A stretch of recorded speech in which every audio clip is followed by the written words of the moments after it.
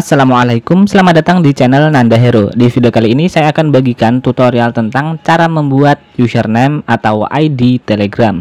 Nah, langsung saja kita menuju ke tutorialnya.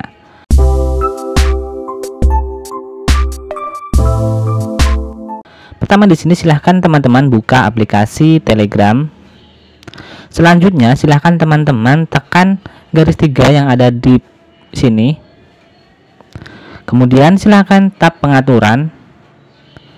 Selanjutnya silahkan kalian tab pada username ini.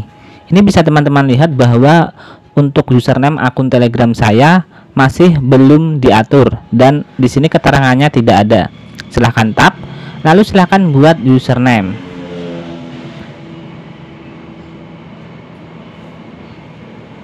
Nah, kalau muncul maaf username ini sudah digunakan, maka silahkan cari username lain.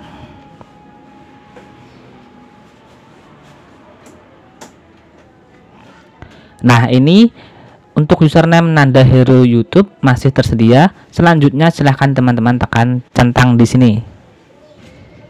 Nah, di sini saya sudah berhasil membuat username atau ID akun Telegram saya, yaitu Nanda Hero YouTube.